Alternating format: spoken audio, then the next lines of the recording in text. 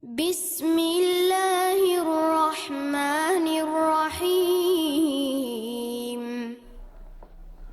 Bismillah, alhamdulillah ala ihsanih wa syukru lahu ala taufiqih wa amtinanih wa ashhadu an la ilaha illallah wahdahu la syarikalah ta'ziman li sya'nih wa ashhadu anna Muhammadan abduhu wa rasuluh ad-da'i ila ridwanih. Allahumma salli alaihi wa ala alihi wa ashabihi wa ikhwanih.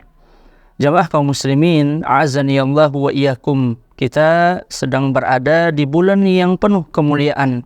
Bulan di mana Allah Subhanahu wa taala wajibkan kita untuk berpuasa. Sebagaimana dalam firman Allah Subhanahu wa taala dalam surah Al-Baqarah ayat 183. Ya ayyuhalladzina amanu kutiba alaikumus shiyam kama kutiba alal ladzina min qablikum la'allakum tattaqun. Wahai orang-orang yang beriman, diwajibkan atas kalian berpuasa sebagaimana telah diwajibkan atas orang-orang sebelum kalian agar kalian bertakwa. Maka jamaah kaum muslimin azanillahu wa iyyakum, di antara esensi dari puasa yaitu menahan hal-hal yang bisa membatalkan puasa. Salah satunya adalah makan dan minum. Maka kita dapati di bulan Ramadan ini banyak orang sibuk mencari-cari cara gimana sih biar nggak lapar ketika puasa, gimana sih biar puasanya kuat nggak merasakan lapar.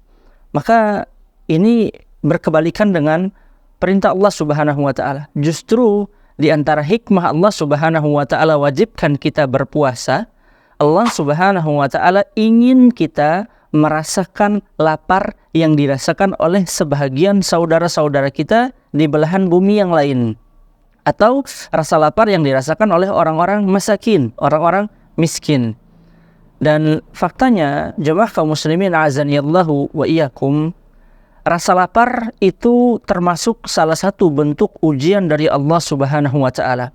Allah Subhanahu wa taala berfirman dalam surah Al-Baqarah ayat 155, وَلَنَبَلُوَنَّكُمْ بِشَيْءٍ مِنَ الْخَوْفِ وَالْجُوعِ وَنَقْصٍ مِنَ الْأَمْوَالِ وَالْأَنْفُسِ وَالثَّمَرَاتِ وَبَشِّرِ الصَّابِرِينَ. Allah sebutkan 5 ujian dasar buat manusia. Yang pertama, minal khauf, rasa takut, wal ju'. Kemudian Allah Subhanahu wa taala sebutkan di situ rasa lapar.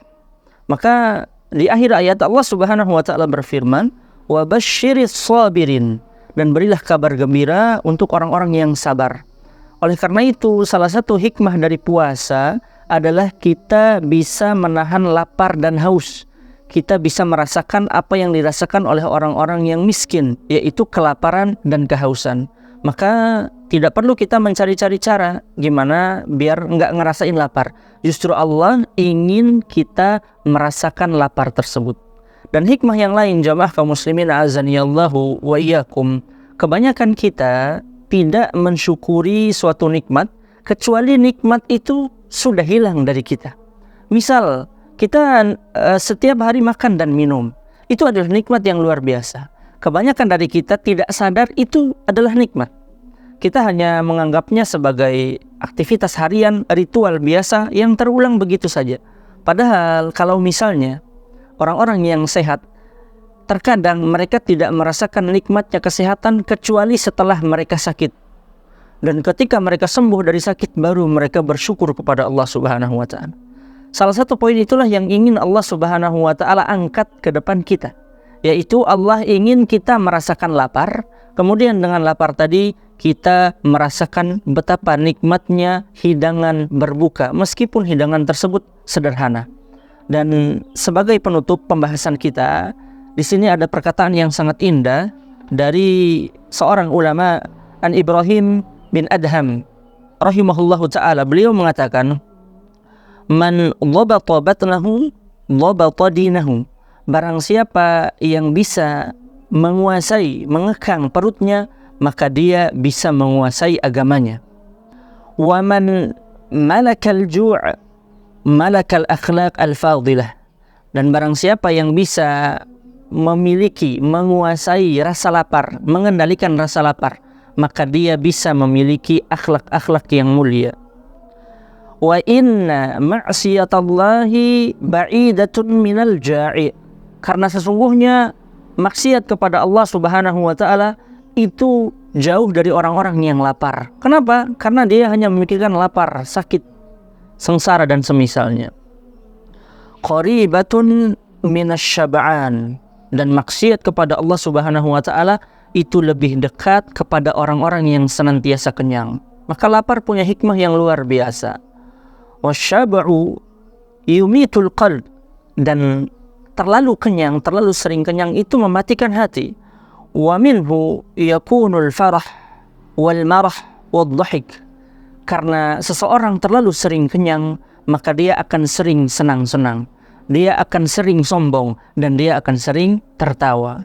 Jemaah kaum muslimin azani Allah wa iyyakum, jadikan lapar dan haus kita di bulan Ramadan sebagai pelajaran yang luar biasa dan hikmah yang besar dari Allah Subhanahu wa taala.